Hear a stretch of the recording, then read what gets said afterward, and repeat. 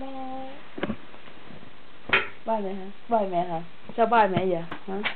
Em nói là ăn cho ăn đi ha. Tắt đèn này nha, giờ sáng sớm mà đâu cần đèn nữa. Ăn chuối nè. Dì Thạch cho chuối với khoai mì nè. Đó. Hôm qua mẹ cho Mê đi ăn, Mê đi cũng thích lắm á. Cho Mê đi ăn thử coi thích không nha.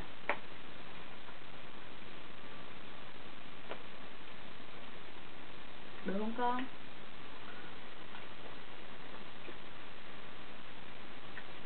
Hử?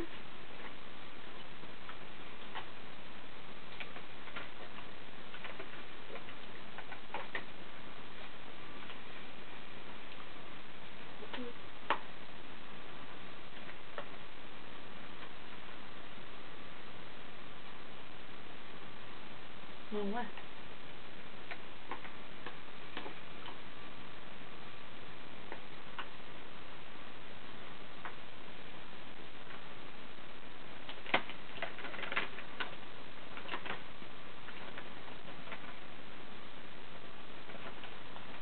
Thôi con, cái nắp nó dính rồi, thấy không?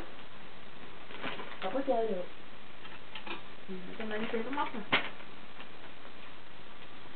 Nào ngoại cũng chửi mới sáng sớm cho cháu mà ngoại ăn chuối, ăn chè chuối.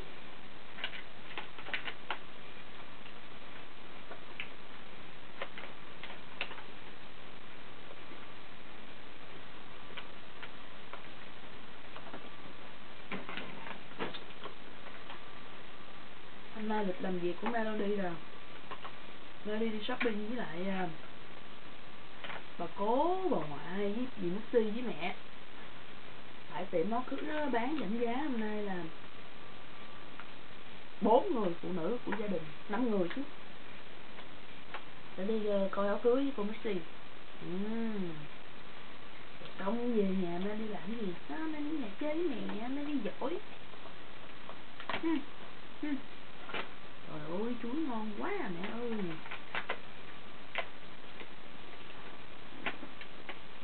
Chè chuối khoai mì ngon quá à mẹ ơi.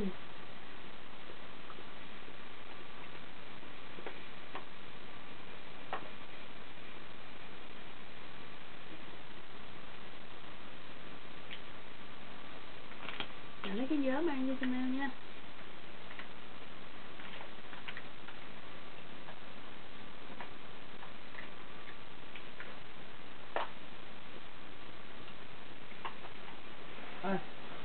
Thôi phim lâu quá.